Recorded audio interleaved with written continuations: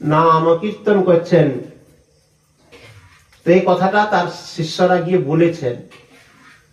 তো তিনি দেখে এই জ্যোতির্ময় একজন সন্ন্যাসী, অল্প বয়সী, তিনি পাদুকা পরিত্যাগ, যেখানে পাদুকা পরিত্যাগ করছে মানে কি অপবিত্র জায়গা, তো চতুর্দিক থেকে যে জুতো পরে আসা হয় তাকে তো একটু কোথায় রাখা হয়, পবিত্র জায়গায় আনা হয় কি? তাহলে সেই জায়গায় যে তিনি পরিত্যাগ করে সব সন্ন্যাসীরা বসেছেন, সেখানেই মহাপ্রভু বসে আছেন। তা দেখে প্রকাশানন্দ সরস্বতী বারবার তাকাচ্ছেন। তার শিষ্যকে জিজ্ঞাসা করছেন, এই জ্যোতির্ময় সন্ন্যাসী ইনি কে? তার শিষ্যগণ বলছেন যে, হে প্রভু, আপনার কাছে যে নবীন সন্ন্যাসীর কথা বলেছিলাম, যিনি নাম কীর্তন করে খোল করতাল নিয়ে বেড়াচ্ছেন, তিনি এই সন্ন্যাসী। তিনি বিস্ময় হলেন প্রকাশানন্দ সরস্বতী। এত অঙ্গ জ্যোতি, এত তার শরীর থেকে জ্যোতি বেরোচ্ছে, এবং সাক্ষাৎ ভগবান, যার মহিম রূপ,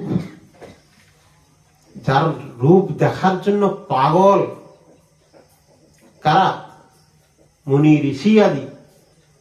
একজন সাধক যদি দেখে, তো সে তো অটোমেটিকলি তার প্রতি আকৃষ্ট হবেই। সেই প্রকাশানন্দ সরস্বতী তৎক্ষণাৎ তিনি তার আসন পরিত্যাগ করে এসে মহাপ্রভুর হাত ধরে বলছেন, তোমার মতো একজন নবীন সন্ন্যাসী, এত জ্যোতির্ময়, তুমি এই অপবিত্র জায়গায় বসেছ কেন? আসো আসো, ভিতরে আসো। নিয়ে গিয়ে বসালেন। সন্ন্যাসী হইয়া কর নাচন গাওন, ভাবুক সব সঙ্গে লইয়া কর সংকীর্তন, বেদান্ত পঠন ধ্যান সন্ন্যাসীর কর্ম, তাহা ছাড়ি কর কেন এই ভাবুকের কর্ম? প্রভাবে দেখোই তোমার সাক্ষাৎ নারায়ণ, হীনাচার কর কেন কি হার কারণ? কি সুন্দর ভাবে প্রকাশানন্দ সরস্বতী মহাপ্রভুকে বলছেন যে সন্ন্যাসী মানেই বেদান্ত পঠন এবং ধ্যান হচ্ছে তার কর্ম। সন্ন্যাসীদের কর্ম বেদান্ত পাঠ করা, বেদান্ত ধ্যান করা, এটাই তো সন্ন্যাসীর কর্ম। তুমি সে সব পরিত্যাগ করে এক ভাবুকের মতো কিছু ভাবুককে সঙ্গে নিয়ে এই নাচন গান করছো, এটা আবার কি? এটা আবার কোন সিদ্ধান্ত? প্রভাবে দেখাইয়ে তোমার সাক্ষাৎ নারায়ণ, তোমাকে দেখে তো মনে হচ্ছে তুমি সাক্ষাৎ ভগবান বিষ্ণু। সাক্ষাৎ বিষ্ণু তুমি একটি মূর্তি ধারণ করে এসেছো আমার কাছে। প্রভাবে দেখো এ তোমার সাক্ষাৎ নারায়ণ, এই হীনাচরণ করে কেন? কি হার করে? হীনাচরণ, ভাবুকের মতো নাচন গাওন আদি করছো, এইগুলো কি? এগুলো কিসের জন্য? মহাপ্রভু করজোড়ে খুব নম্র ভাবে বলছেন, গুরু মোরে মূর্খ দেখি করিলা শাসন, মূর্খ তুমি, তোমার নাহি বেদান্ত অধিকার, কৃষ্ণ নাম জপ সদা এই মন্ত্র সার। কি সুন্দর ভাবে কলিযুগের ধর্মের কথা মহাপ্রভু কিভাবে প্রচার করলেন, কিভাবে বলছেন। মহাপ্রভু বলছেন, আমার গুরুদেব আমাকে ডেকে বলছেন তুমি মূর্খ। মহাপ্রভুর মতো পণ্ডিত, যিনি দিগ্বিজয়ীকে কত অবলীলাক্রমে তার সম্মান হানি না করে, এই কথাটা কেন বলছি? তিনি তো পারতেন মহাপ্রভু যে সর্বসম্মুখে সভা করে তাকে পরাস্ত করতে। তিনি কি তা করেছিলেন? তিনি নিশীথকালে গঙ্গার তীরবর্তীতে নিজ শিষ্যগণ পরিবেষ্টিত হয়ে গঙ্গার শোভা দর্শন করছিলেন আর গঙ্গার স্তবাদি করেছিলেন। ভগবত ইচ্ছাক্রমে ঠিক সেই সময়ে দিগ্বিজয়ী পণ্ডিত সর্বত্র ছাড়পত্র পেয়ে গিয়েছেন, বাকি আছে শুধু নবদ্বীপ। এই নবদ্বীপের ছাড়পত্র তিনি পেলে তিনি দিগ্বিজয়ী বলে ঘোষিত হবেন।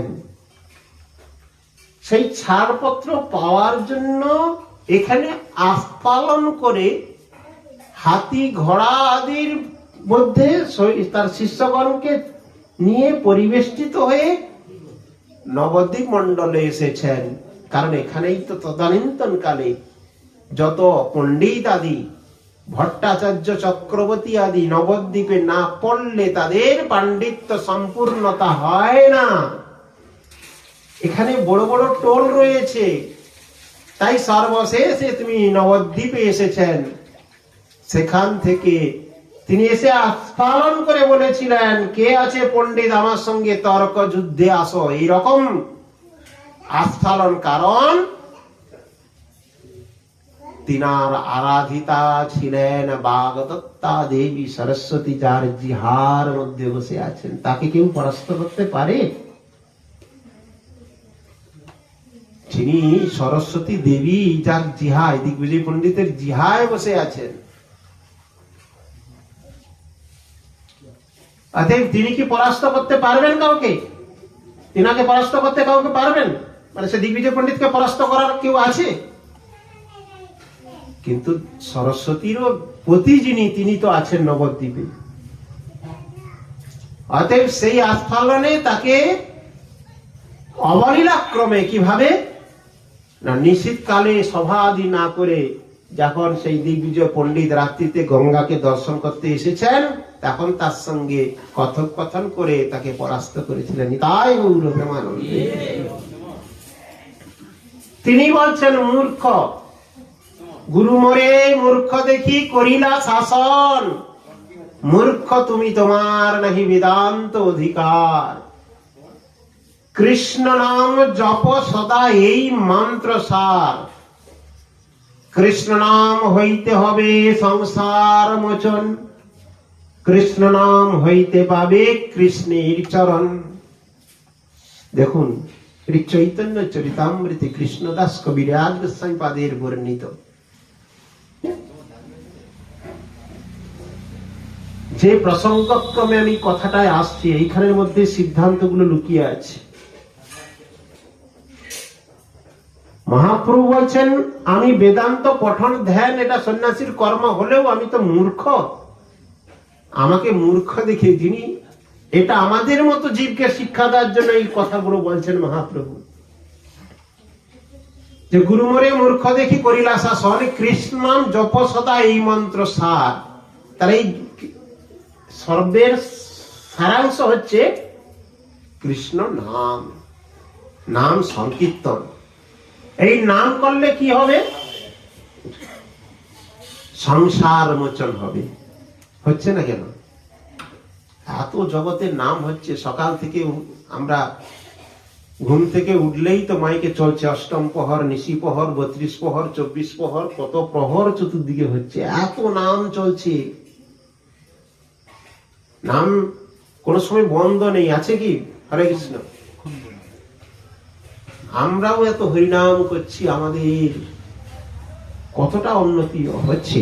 ভজন সাধন যারা করছেন, নিষ্ঠাবান আছে। আমি জাগতিক কিছু কথাগুলোকে তুলে ধরতে গিয়ে অনেকে হয়তো মনে ভাববেন যে আমি তো বাবা নিষ্ঠা করে হরিনাম করি, সেরকম ভক্ত না থাকলে চন্দ্র সূর্য উদয় হবে কি করে, সূর্য উদয় হবে কি করে, পৃথিবী চলবে কি করে। ভগবানও নিত্য, তার ভক্তগণ নিত্য, তার ভক্তগণ নিত্য বিরাজমান। কিন্তু বর্তমান যে কোথায় আমরা নিজেদের শ্রেষ্ঠ বস্তু এবং শুদ্ধতাকে ভুলে গিয়ে, এই কথাগুলোর মূল বিষয়টা আসছে যে আমরা যদি শুদ্ধতাকে ভুলে যাই, আমরা যদি বিশুদ্ধ বৈষ্ণব ধর্মে প্রতিষ্ঠিত না হতে পারি,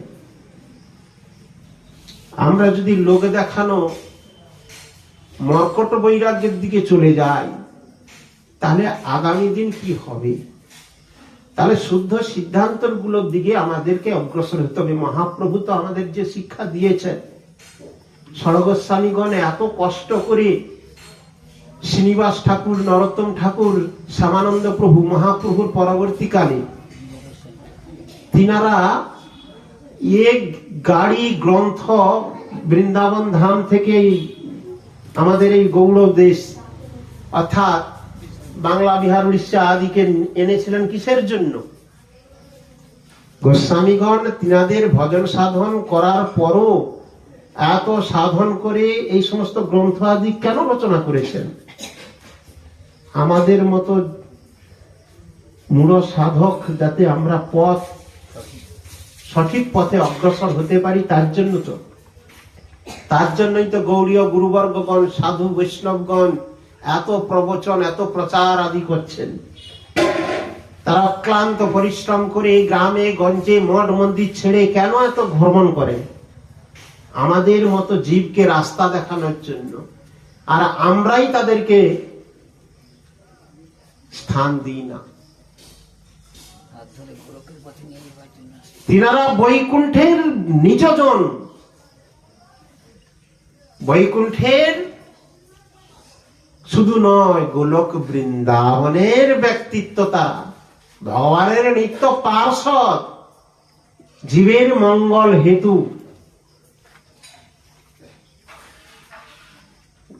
আমাদের নন্দ মহারাজ ভাগবতের দশম স্কন্ধে বর্ণিত আছে না?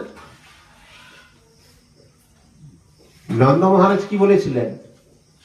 বসুদেব দ্বারা প্রেরিত হয়ে গর্গাচার্য মুনি যখন নামকরণ করার উদ্দেশ্যে নন্দালয়ে আগমন করেছিলেন, তখন কি বলেছিলেন নন্দ মহারাজ? মহৎ বিচলনং নৃণং গৃহিণং দীন চেতসাং নিঃশেষায় ভগম কল্পতে নন্যথা কচ্ছিৎ। কি সুন্দর নিপুণ সিদ্ধান্তপূর্ণ কথা। মহৎ বিচলনং, মহন্তগণ বিচরণ করেন। নৃণং গৃহিণং, নৃণং মানে মনুষ্য লোক, গৃহী মনুষ্য লোক। নৃণং গৃহিণং দীন চেতসাম, যারা দিন যে সমস্ত গৃহী মনুষ্যগণ, তাদেরকে কিসের জন্য? নিঃশেষায় ভগম কল্পতে নন্যথা করছি, তাদের উদ্ধারের জন্য, তাদেরকে পথ পথে দেখানোর জন্য, আর অন্য কোন কারণ নেই। নিতাই গৌর প্রেমানন্দে।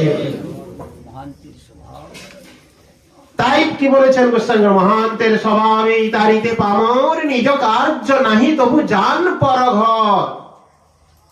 কি সুন্দর কথা, সিদ্ধান্ত। আর আমরা সেই সাধুদেরকে আনি না।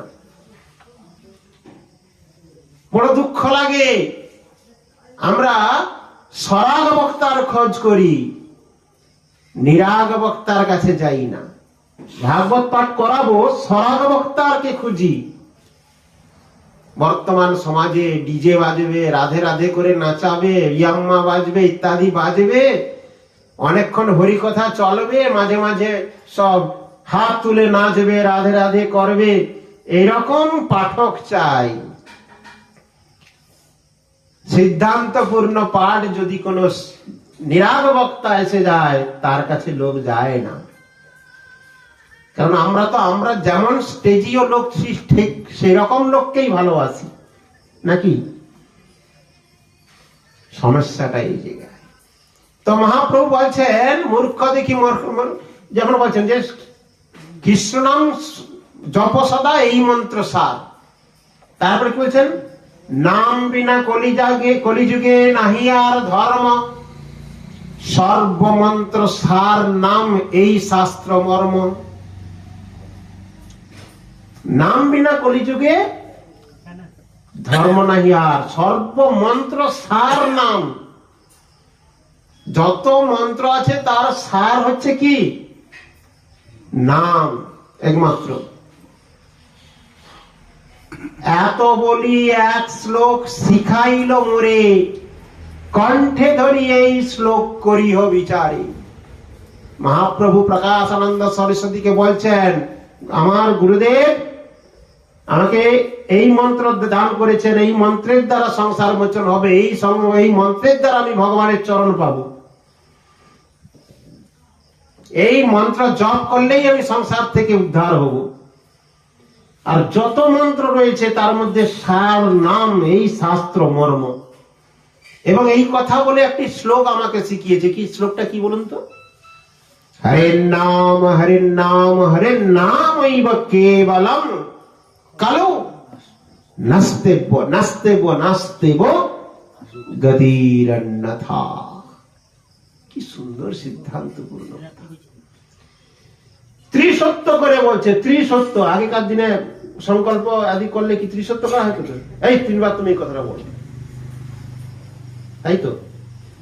হরে নাম হরে নাম হরে নাম কেবলম, হরিনাম হরিনাম হরিনাম ব্যতীত আর কিছুই নাই কলিযুগে। কালো নাস্তেব নাস্তেব নাস্তেব, নাই নাই নাই।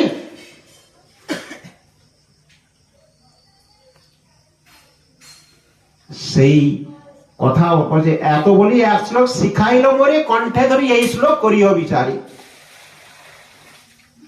এই হরির নাম, এই হরির নাম, এই হরির নাম ছাড়া কলিযুগে আর কোন পথ নাই নাই নাই। হাসায় নাচায় মরে করায় ক্রন্দন। কিবা মন্ত্র দিলে গোসাই, কিবা তার ফল। তারপরে মহাপুর কি বলছেন? পাগল হইলাম আমি ধৈর্য নাহি মনে, এত চিন্তি নিবেদিন গুরুর চরণে। সেই নাম আমি জপ করতে করতে আমি পাগল হয়ে গেলাম। প্রকাশানন্দ সরস্বতীকে মহাপ্রভু বলছেন যে পাগল হয়ে গেলাম আমি, পাগল হইলাম আমি ধৈর্য নাহি মনে, এত চিন্তি নিবেদিন গুরুর চরণে। আমি পাগল যখন হয়ে যাই তখন আমি গুরুদেবের কাছে গিয়ে জিজ্ঞাসা করছি, কিবা মন্ত্র দিলে গোসাই, কিবা তার ফল। জপিতে জপিতে মন্ত্র করিল পাগল। হে গুরুদেব, কি মন্ত্র আমাকে দিলেন, কি তার ফল আমি জানি না। আমি পাগল না, হাসায় নাচায় মরে করায় ক্রন্দন। এত শুনি হাসি গুরু বলিলা বচন। কখনো হাসছি, কখনো কাঁদছি, কখনো বা নৃত্য করছি। যারা একনিষ্ঠ ভাবে নাম গ্রহণ করেন, যদিও ভজন সন্মোহন তন্ত্রে বর্ণিত আছে গোপয়ের ব্রত নিষ্ঠা, গোপয়ের গুরুম আত্মনম, গোপয়ে নিজ মন্ত্রম, গোপয়ে নিজ মালিকাম। সন্মোহন তন্ত্রে বর্ণিত রয়েছে। এগুলো গোপন কথা।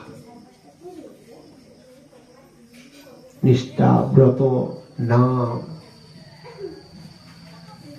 গুরু আত্মন, এগুলো খুব গোপনীয়।